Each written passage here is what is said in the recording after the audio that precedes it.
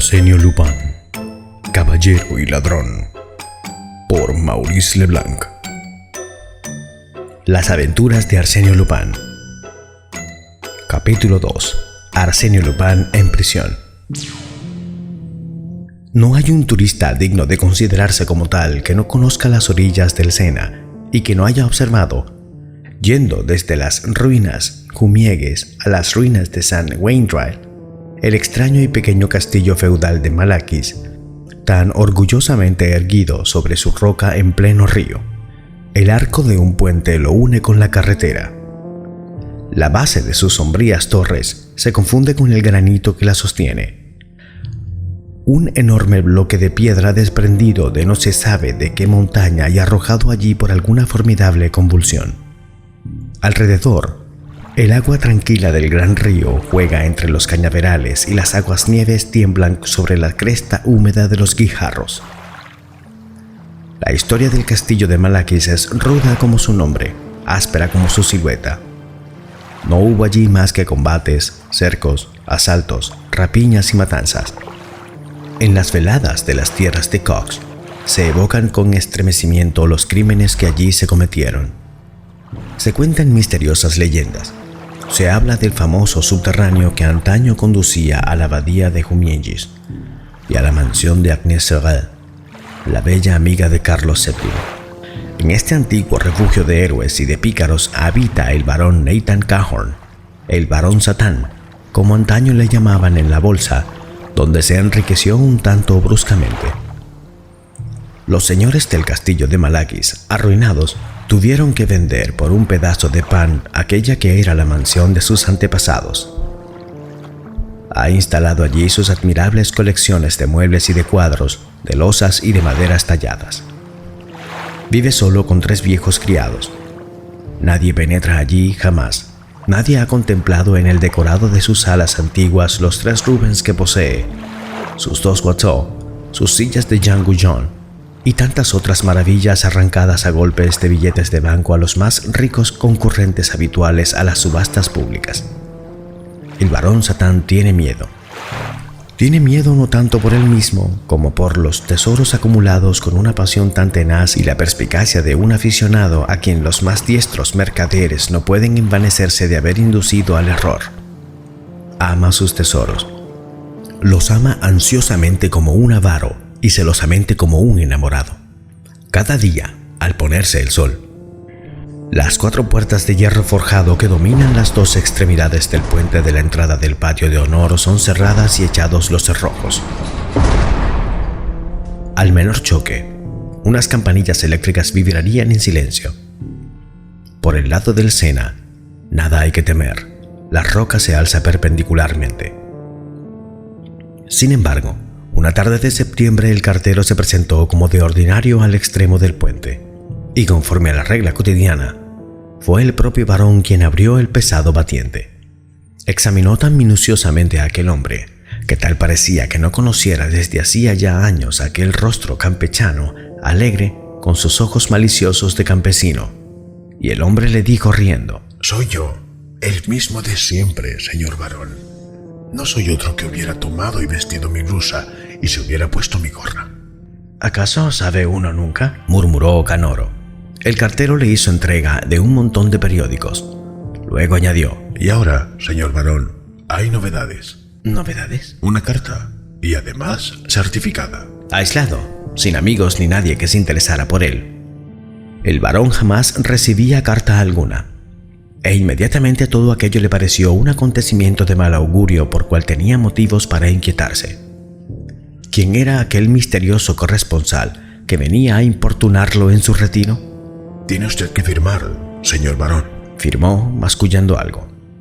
Luego tomó la carta, esperó que el cartero hubiese desaparecido en la vuelta del camino, y después de haber caminado algunos pasos de arriba a abajo, se apoyó contra el parapeto del puente y rasgó el sobre. Aquel contenía una hoja de papel cuadriculado, llevando como encabezado este manuscrito: «Prisión de la Santé, París». Luego miró la firma: «Arsenio Lupin». Estupefacto leyó: «Señor barón, En la galería que une sus dos salones existe un cuadro de Philippe Champagne de excelente manufactura y que me agrada sobremanera. Sus rubes son también de mi agrado, así como el más pequeño de sus Watteau. En el salón de la derecha anotó el aparador de Luis XIII, los tapices de Beauvoir, el velador estilo imperio firmado por Jacob y el armario Renacimiento. En el de la izquierda, toda la vitrina de las joyas y de las miniaturas.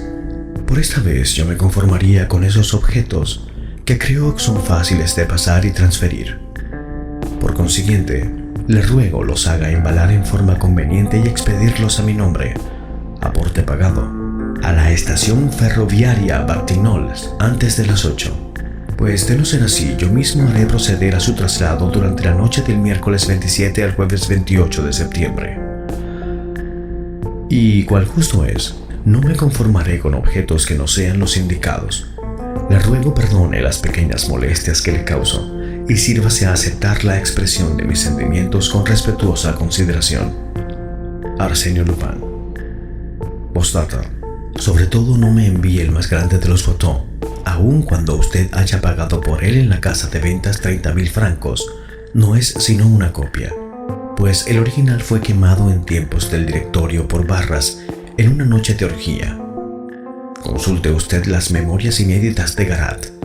Tampoco me interesa la castellana Luis XV, cuya autenticidad me parece dudosa. Esta carta trastornó al barón de Cahorn. Firmada por cualquier otra persona, aquella le hubiera dejado considerablemente alarmado, pero firmada por Arsenio Lupin. Lector asiduo de la prensa, estaba al corriente de todo cuanto ocurría en el mundo en hechos de robos y crímenes, y no ignoraba nada con respecto a las hazañas del infernal ladrón. Verdad es que sabía que Lupin, detenido en América por su enemigo Ganimard, se hallaba preso y que se estaba tramitando su proceso, y con qué dificultad, pero sabía también que cabía esperarlo todo por parte de él. Por anticipado, pensaba que aquel conocimiento exacto del castillo, de la colocación de los cuadros y de los muebles, constituía un indicio de los más temibles. ¿Quién le había informado sobre cosas que nadie había visto jamás? El barón alzó la mirada y contempló la silueta indómita del castillo de Malaquis, su pedestal abrupto, el agua profunda que lo rodea, y se encogió de hombros.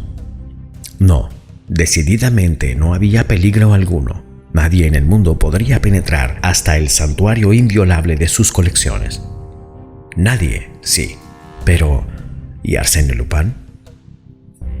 Para Arsenio Lupin, ¿acaso existen puertas, puentes levadizos, murallas?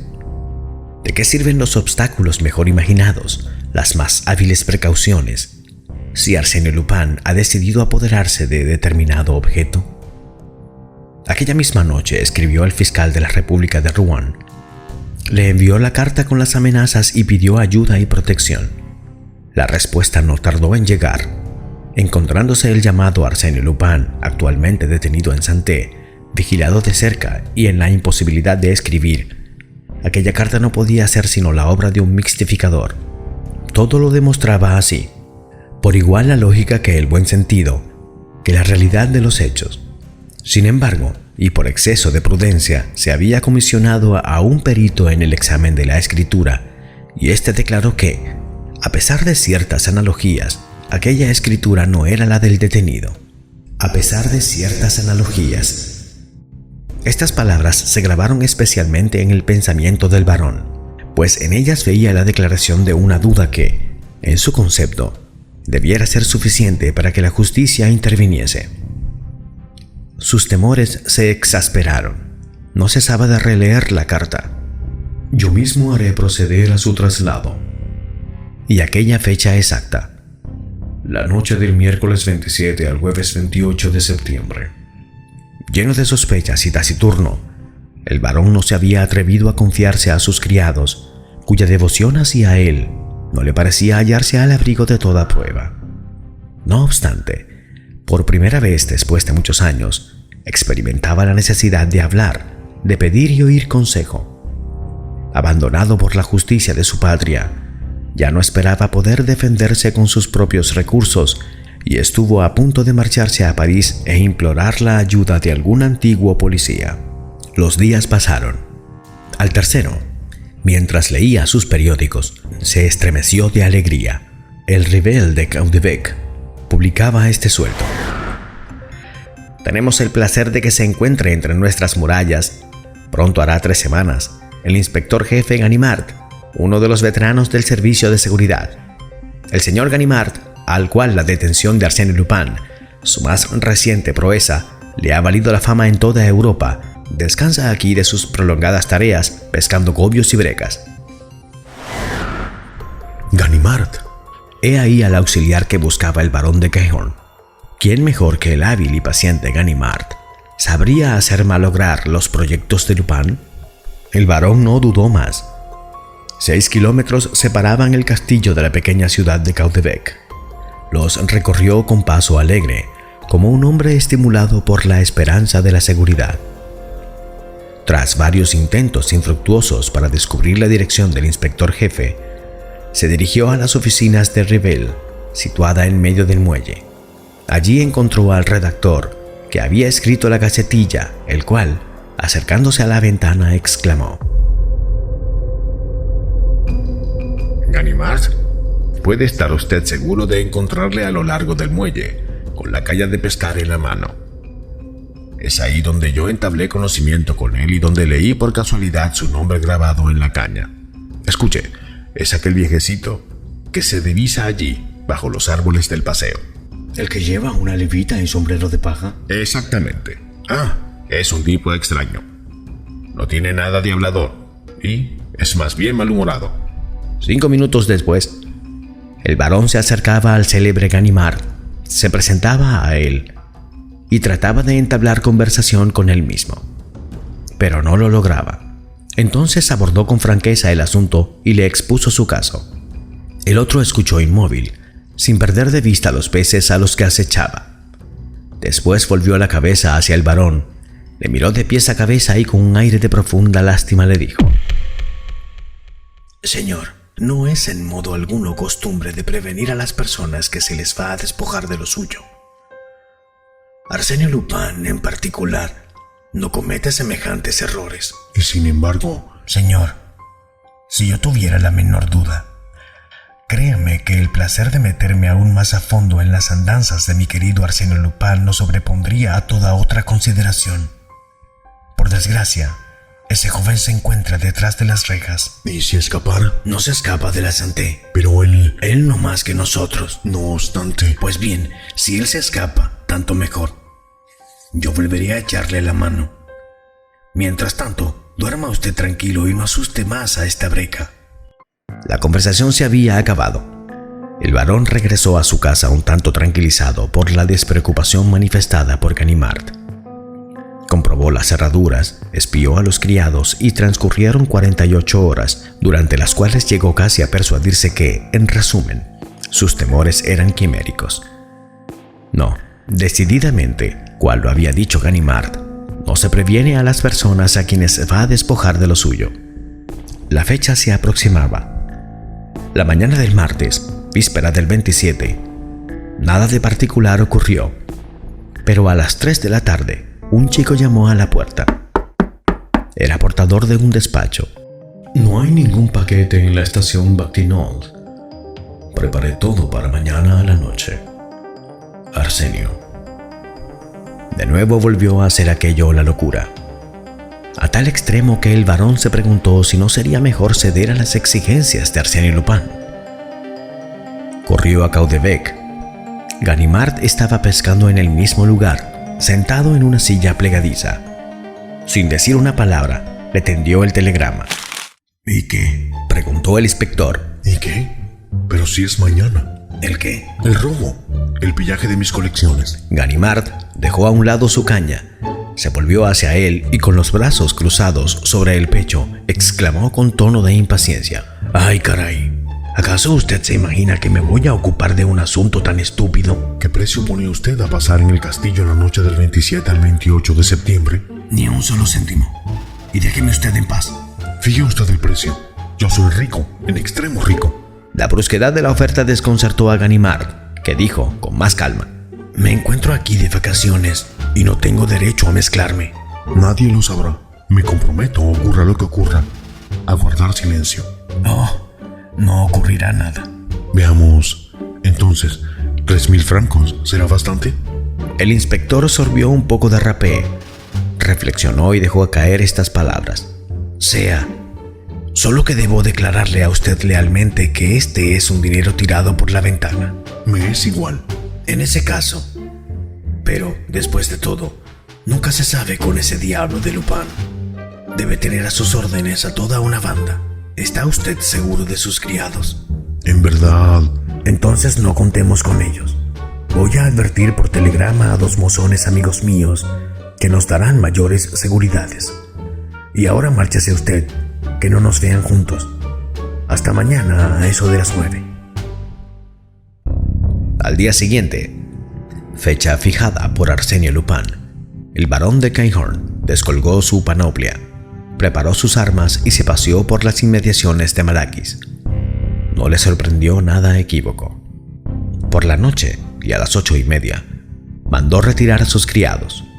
Estos vivían en un ala del castillo cuya fachada daba a la carretera, pero un poco retirada de aquella y a un extremo del primero. Una vez a solas, abrió silenciosamente las 4 puertas. Tras un momento, escuchó pasos que se acercaban.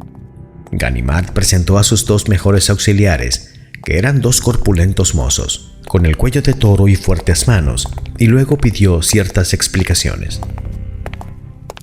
Una vez que ya se dio cuenta de la disposición de los diversos lugares, cerró cuidadosamente las puertas y atrancó todas las entradas por donde pudiera penetrarse en las salas amenazadas.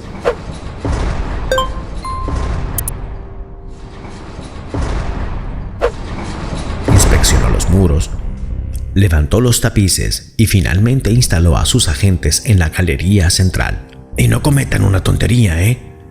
No estamos aquí para dormir. A la menor señal de alarma, abran las puertas del patio y llámenme. Tengan igualmente cuidado por el lado del agua. 10 metros de precipicio no espantan a unos diablos de ese calibre. Les encerró allí, se llevó las llaves y le dijo al barón: Y ahora a nuestro puesto. Había escogido para pasar la noche una pequeña estancia abierta en las gruesas murallas, entre las 2 puertas principales y que antaño constituía el reducto del vigía. Sobre el puente se abría una mirilla y otras sobre el patio. En un rincón podía verse algo que semejaba el orificio de un pozo. Usted, sin duda, me ha dicho, señor barón, que este pozo era la única entrada a los subterráneos y que hasta donde alcanza el recuerdo de los hombres ha estado tapada. Sí. Entonces, a menos que exista otra salida desconocida para todos, excepto para Arsenio Lupin, lo que parece un tanto problemático, podemos estar tranquilos.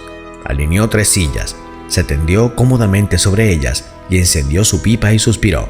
Verdaderamente, señor barón, es preciso que yo sienta unos vehementes deseos de añadir un piso a la casita donde deberé acabar mis días para haber aceptado una tarea tan elemental como esta.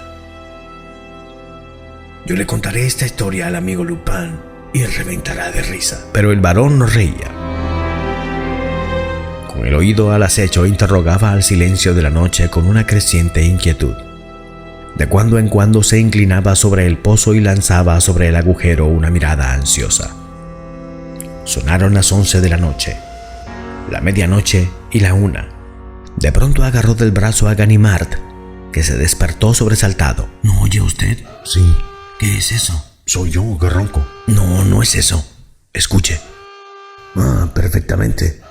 Es la bocina de un automóvil. ¿Y entonces? Pues entonces, que es poco probable que Lupin se sirva de un automóvil como un ariete para derribar su castillo. Y, en verdad, yo, en lugar de usted, me dormiría, tal como yo voy a tener el honor de hacer de nuevo. Buenas noches. Esa fue la única alarma. Ganimard pudo así reanudar su interrumpido sueño, y el barón no escuchó otra cosa que los ronquidos de aquel, sonoros y regulares. Al despuntar el alba salieron de su celda. Una grande y serena paz, la paz de la mañana en la orilla del agua fresca, envolvía el castillo. Subieron la escalera. Cahorn, radiante de alegría, y Ganimard siempre tranquilo. Ningún ruido, nada de sospechoso. ¿Qué le había dicho yo a usted, señor barón? En el fondo yo no debiera haber aceptado. Me siento avergonzado. Tomó las llaves y penetró en la galería. Sobre 2 sillas, encorvados, con los brazos colgantes, los 2 agentes dormían. ¡Rayos y truenos!, gritó el inspector. En el mismo instante, el barón lanzaba un grito. ¡Los cuadros! ¡El aparador! Balbucía sofocado y con la mano extendida hacia los lugares vacíos, hacia los muros desnudos, donde resaltaban los clavos de colgar los cuadros y donde pendían unas cuerdas ahora inútiles. El Watteau había desaparecido. Los Rubens habían sido quitados de allí. Los tapices habían sido llevados. Las vitrinas vaciadas de sus joyas. Y mis candelabros Luis XVI, y el candelabro del regente, y mi Virgen del siglo XII. Corrían de un lado a otro, perdido, desesperado. Recordaba los precios que había pagado por aquellas obras y objetos. Le añadía las pérdidas sufridas, acumulaba cifras, todo ello en un torbellino, en palabras que apenas se distinguían, en frases sin acabar. Tropezaba, se estremecía y se convulsionaba, loco de rabia y de dolor. Se diría que se trataba de un hombre arruinado a quien ya no le quedaba otro recurso que volarse la tapa de los sesos. Si algo podía consolarle, sin duda sería el ver el estupor de Ganimard. Al contrario del barón, aquel no se movía. Parecía petrificado y con mirada vaga examinaba las cosas. Las ventanas cerradas, la cerradura de las puertas intactas, ningún agujero en el techo, ninguna brecha en el piso. Todo aquello tenía que haberse efectuado metódicamente, conforme a un plan inexorable y lógico. Arsenio Lupin, Arsenio Lupin, murmuraba como hundido. De pronto, saltó sobre los 2 agentes, como si al fin le hubiera impulsado la cólera. Los sacudió furiosamente y los injurió, pero no se despertaron ni se movieron siquiera. ¡Diablo!, exclamó. ¿Acaso por casualidad? Se inclinó sobre ellos y observó a uno tras otro con atención. Dormían, pero con un sueño que no tenía nada de natural. Le dijo al barón: Los han dormido. ¿Pero quién? Caramba, fue él o su banda, pero dirigida por él. Ese golpe corresponde a su estilo, es su garra. En ese caso estoy perdido. No hay nada que hacer. Nada que hacer. Pero esto es abominable, es monstruoso. Presente usted una denuncia. ¿Y de qué me servirá? Caramba, haga la prueba. La justicia tiene recursos. La justicia. Pero usted lo ve por sí mismo. En este momento usted podría estar buscando un indicio, descubrir alguna cosa, y usted no se mueve siquiera. ¿Descubrir algo con Arsenio Lupin? Pero, querido señor, Arsenio Lupin jamás deja nada detrás de él. No hay casualidades con Arsenio Lupin. Estoy a punto de preguntarme si no habrá sido voluntariamente que se hizo detener por mí en América. Entonces, ¿yo debo renunciar a mis cuadros, a todo? Pero si lo que él me ha robado son las perlas de mi colección, yo daría una fortuna por recobrarlas. Si nada puede contra él, entonces que diga el precio. Ganimard le observó fijamente. Esas son palabras sensatas. ¿No las retira usted? No. Pero, ¿por qué? Es una idea que se me ha ocurrido. ¿Qué idea? Ya volveremos a hablar sobre eso si la investigación nos da resultado.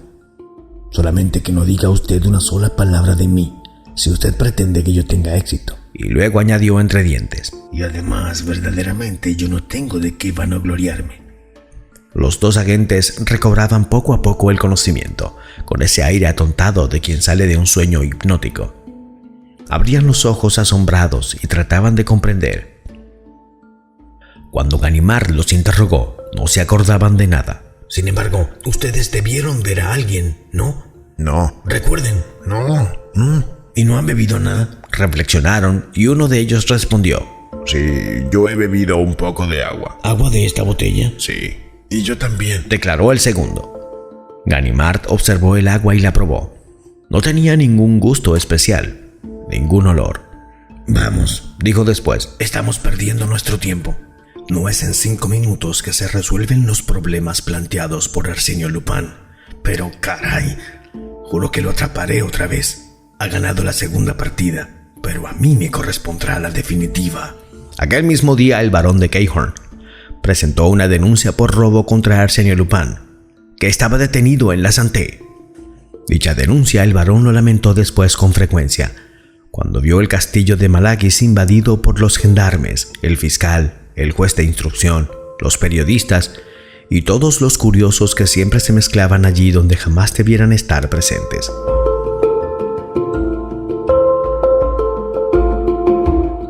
El suceso apasionaba a la opinión pública, pues además de producirse en circunstancias tan extrañas, el nombre de Arsène Lupin excitaba a tal punto la imaginación que las historias más fantásticas llenaban las columnas de los periódicos y eran objeto de aceptación entre el público. Pero la primera carta de Arsène Lupin que publicó el Echo de France, y nadie supo jamás quién le había comunicado el texto al periódico, aquella carta en que el barón era audazmente prevenido de lo que le amenazaba, causó una gran emoción. Inmediatamente se plantearon explicaciones fabulosas y se recordó la existencia de los famosos subterráneos en el castillo, y la policía, influida por ello, impulsó sus investigaciones en ese camino. El castillo fue registrado de arriba a abajo y se interrogó a cada una de sus piedras.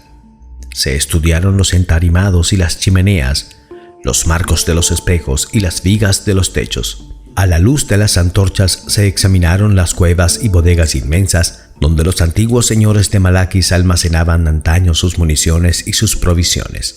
Se sondearon las entrañas de las rocas, pero todo fue en vano. No se descubrió el menor vestigio del supuesto subterráneo. No existía en absoluto un pasadizo secreto.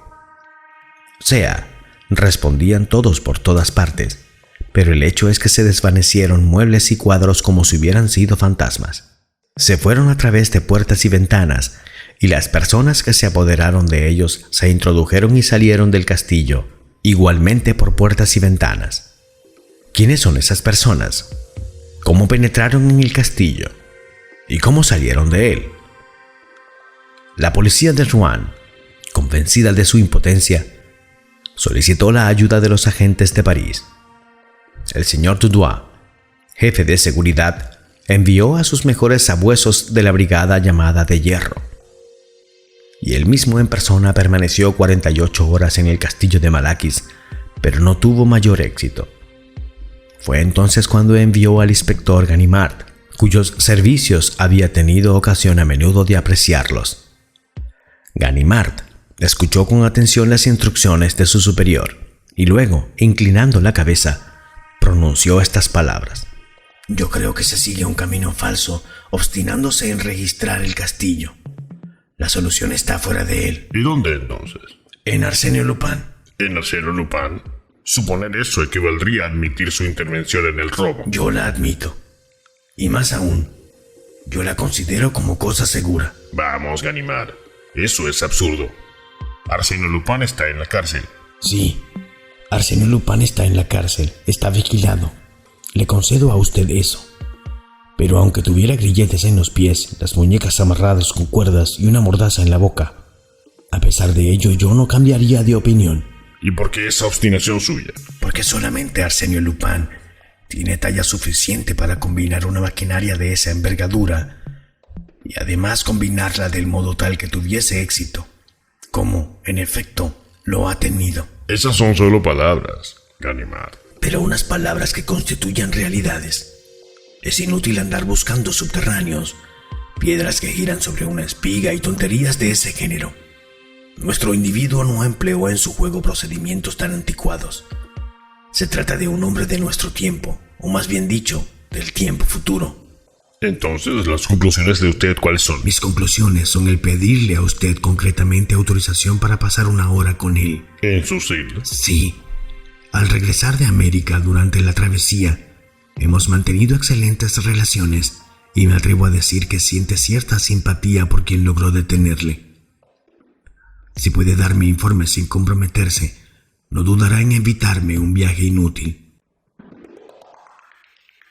Era un poco después del mediodía cuando Ganimard fue llevado a la celda de Arsène Lupin. Este, tendido sobre su lecho, alzó la cabeza y lanzó un grito de alegría. ¡Ah, caramba! Es una verdadera sorpresa ver aquí a mi querido Ganimard, el mismo en carne y hueso. En este retiro que yo en persona he escogido, deseaba muchas cosas, pero ninguna con tanta pasión como volver a verte. Eres demasiado amable. No, en absoluto no. Yo siento por ti la mayor estimación. Y yo me siento orgulloso de eso. Por mi parte, siempre he creído esto. Ganimard es nuestro mejor detective. Vale casi tanto. Ya ves que soy franco. Vale tanto casi como Sherlock Holmes. Pero en verdad me siento desolado de no poder ofrecerte más que este banquillo. Y ni siquiera te puedo obsequiar con un refresco ni un vaso de cerveza. Perdóname, pero estoy aquí de paso. Ganimard se sentó sonriendo y el prisionero reanudó la conversación diciendo: Dios mío, pero qué contento estoy de echar la mirada encima de la cara de un hombre honrado. Ya estoy cansado de todos esos rostros de espías y de soplones que pasan 10 veces al día de revista a mis bolsillos y a mi humilde celda para asegurarme que no preparo una evasión. Diablo, ¿cómo se interesa el gobierno por mí? Y tiene razón. No, yo me sentiría tan feliz si me dejara vivir en mi pequeño agujero con las rentas de los demás. ¿No es así? Sería tan sencillo. Pero estoy hablando demasiado, no digo más que tonterías y seguramente tú tienes prisa. Vamos al grano, Ganimard. ¿Qué es lo que me proporciona el honor de tu visita? El asunto Cahorn, declaró Ganimard sin embajes. Alto ahí. Un momento. Es que yo he tenido tantos asuntos. ¿Y tú quieres que encuentre inmediatamente en mi cerebro el expediente del asunto Cahorn? Aquí está, ya lo encontré. Asunto Cahorn, Castillo de Malakis en el Sena inferior. 2 Rubens, un Watteau y algunos objetos menudos. ¿Menudos? Sí, en verdad, todo ello es de una importancia mediocre. Hay cosas mucho mejores, pero basta con que el asunto interese. Habla, pues, Ganimard. ¿Tendré que explicarte en dónde nos encontramos en las investigaciones? Es inútil. Ya he leído los periódicos de esta mañana. Incluso me permitiré decirte que no avanzáis lo bastante deprisa. Esa es precisamente la razón por la cual acudo a tu generosidad. Estoy enteramente a tus órdenes. En primer lugar, el asunto ha sido llevado a cabo por ti realmente. Desde la A hasta la Z. ¿La carta de aviso? ¿El telegrama? Son de tu servidor. Incluso debo tener en alguna parte los recibos del envío. Arsenio abrió un cajón de una mesita de madera blanca que constituía, con el lecho y el banquillo, todo el mobiliario de la celda. Tomó 2 trozos de papel y se los tendió a Ganimard. «Vaya», gritó Ganimard, «yo te creía completamente vigilado y registrado por un quítame allá esas pajas. Y, sin embargo, tú lees los periódicos y hasta coleccionas recibos del correo». «Bah, estas gentes son tan tontas.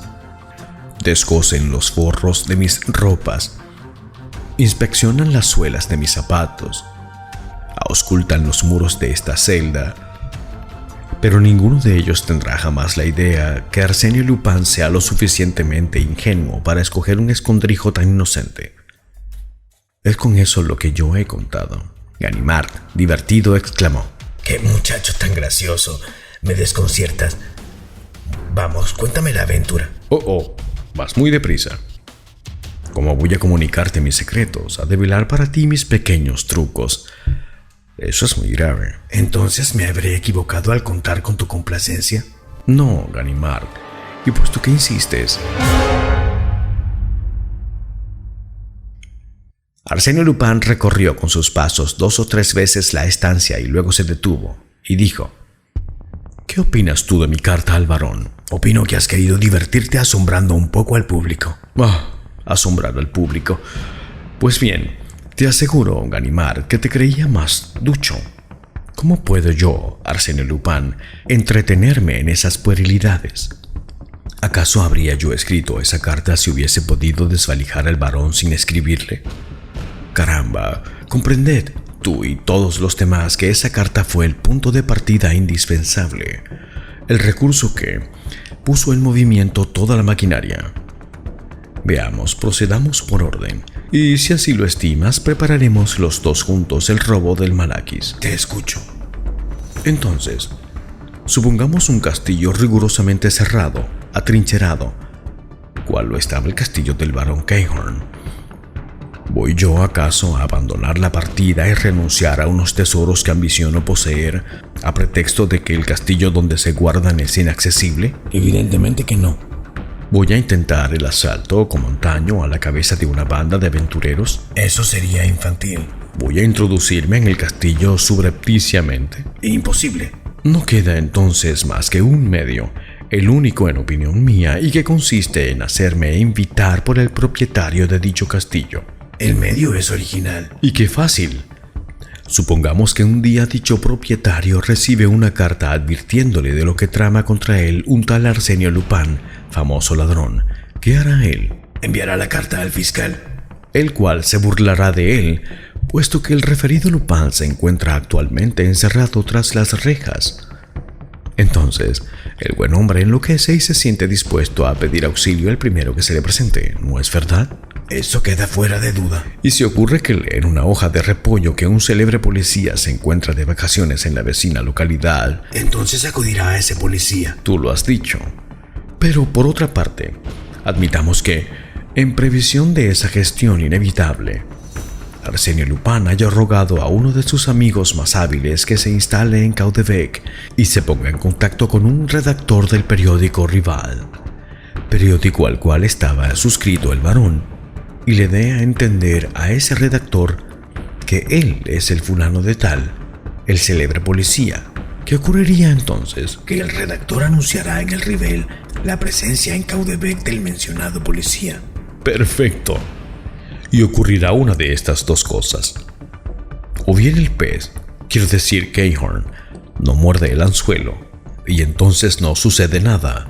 O bien, y esta es la hipótesis más verídica, corre a ver al policía todo emocionado. Y allí entonces a Cahorn implorando contra mí la ayuda de uno de mis amigos.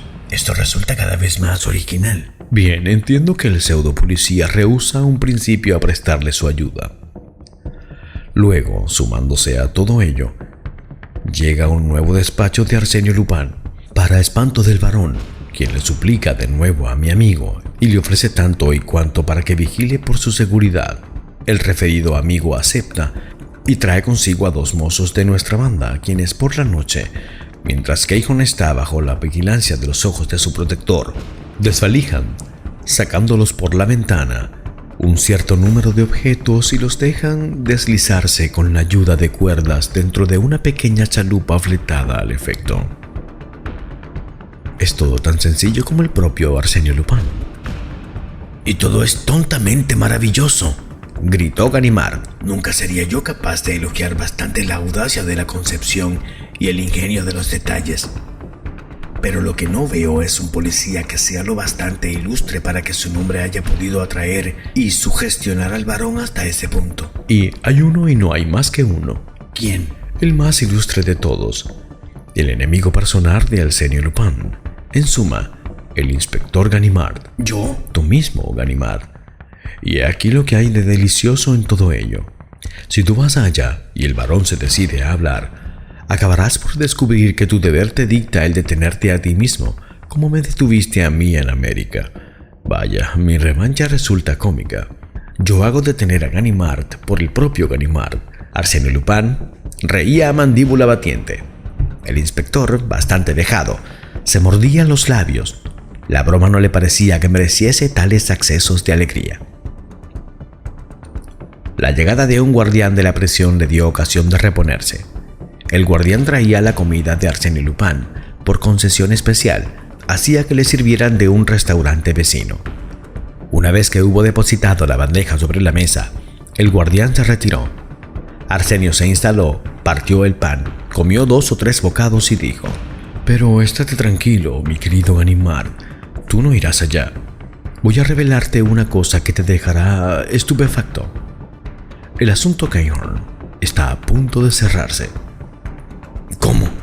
A punto de cerrarse, te he dicho. Entonces, de ser así, me despido del jefe de seguridad. ¿Y después qué? ¿Es que acaso el señor Dudois sabe más sobre lo que me concierne que yo mismo?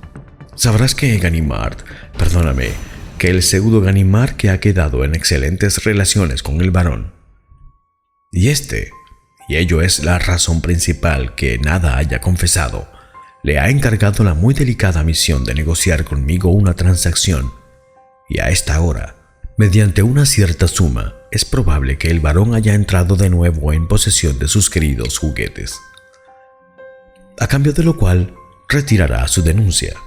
Por consiguiente, ya no hay robo, y las autoridades tendrán entonces que abandonar. Ganimard observó al detenido con aire estupefacto. ¿Y cómo sabes tú todo eso? Acabo de recibir un despacho que yo esperaba. ¿Acabas de recibir un despacho? Hace instantes. Por delicadeza no he querido leerlo en tu presencia, pero si tú me autorizas... ¿Te estás burlando de mí, Lupin? Ten la bondad, mi querido amigo, de decapitar este huevo pasado por agua. Comprobarás entonces por ti mismo que no me burlo de ti. Maquinalmente, Ganimard obedeció y rompió el huevo con la ayuda de una hoja de cuchillo. Lanzó un grito de sorpresa. La cáscara estaba vacía de su primitivo contenido, pero en su lugar había un papel azul. A ruego de Arsène Lupin, lo desplegó. Era un telegrama, o más bien dicho, una parte de un telegrama, del cual habían sido arrancadas las indicaciones del telégrafo. Leyó el siguiente texto. Acuerdo concluido. Entregadas 100.000 balas. Todo marcha bien. ¿100.000 balas? Sí, 100.000 francos. Es poco. Pero, en fin, los tiempos están malos. Y yo tengo unos gastos generales tan grandes. Si tú supieras a cuánto asciende mi presupuesto, y el presupuesto de una gran ciudad. Ganimard se levantó. Su mal humor se había evaporado. Reflexionó unos momentos y abarcó de un vistazo todo el asunto para tratar de descubrir algún punto débil en él. Después, con un tono en el que dejaba francamente traslucir su admiración por el hombre conocedor, exclamó: Por suerte no existen docenas de hombres como tú, pues de lo contrario, la policía tendría que encerrar y liquidar su empresa. Arsène Lupin adoptó un aire un tanto modesto y respondió: era preciso distraerse un poco, ocupar algo en el ocio, tanto más cuanto que el golpe solo podría tener éxito si yo estaba en la cárcel. ¿Cómo? Exclamó Ganimard. ¿Tu proceso, tu defensa, la instrucción del sumario, todo eso no te basta para distraerte? No, puesto que he decidido no asistir a mi proceso. Arsène Lupin replicó con calma: no asistiré a mi proceso. ¿De verdad? Mi querido amigo, ¿te imaginas acaso que voy a pudrirme sobre la húmeda paja? Me insultas. Arsène Lupin no permanece en la cárcel más que el tiempo que le plazca, y ni un minuto más. Hubiera sido más prudente el haber empezado por no entrar en ella, objetó el inspector con tono irónico. ¿El señor se está burlando? ¿No recuerda el señor que ha tenido la honra de realizar mi detención? Sepa usted, mi respetable amigo, que nadie, ni tú ni ningún otro, hubiera podido echarme la mano encima sin un interés muy superior, mucho más importante que todo. No me hubiera traído en este momento crítico. Me sorprendes. Una mujer me estaba mirando, Ganimard, y yo amaba a esa mujer. ¿Comprendes acaso todo cuanto hay en este hecho de ser mirado por una mujer a la que se ama? El resto me importaba poco, te lo juro. Y eso es por lo que me encuentro aquí. Después de mucho tiempo, permíteme que ahora lo comprenda así. Primero intenté olvidar. No te rías. La aventura había sido encantadora y guardo todavía un tierno recuerdo de todo ello. Y además me siento un tanto neurasténico. La vida es tan febril en nuestros días. En ciertos momentos es preciso saber hacer lo que se llama una cura de aislamiento. Este lugar es magnífico para un régimen de ese género. Se practica la cura de la santé en todo su rigor. Arsène Lupin, observó Ganimard. ¿Tú te mofas de mí? Ganimard, afirmó Lupin. Hoy estamos a viernes.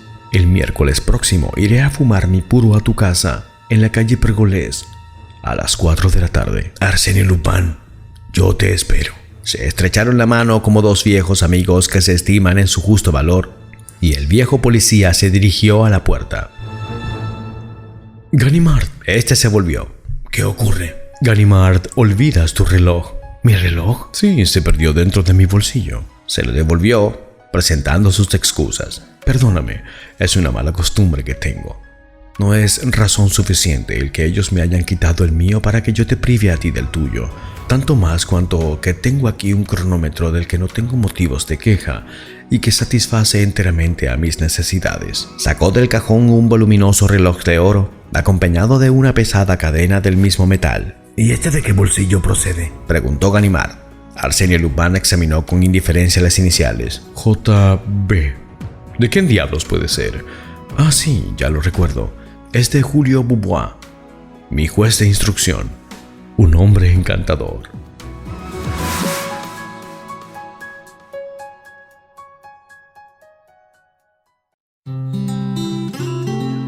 Si el video te gustó, por favor dale pulgar arriba y compártelo con tus amigos. No olvides suscribirte, es gratis. Haz vibrar la campanita para que no te pierdas las actualizaciones. Agrégate a mis redes sociales, abajo en la descripción están los links. Escríbeme tus ideas y comentarios al correo que ves en pantalla. Gracias por escucharme y recuerda que cuestionar siempre es de sabios. Esto fue Lobos.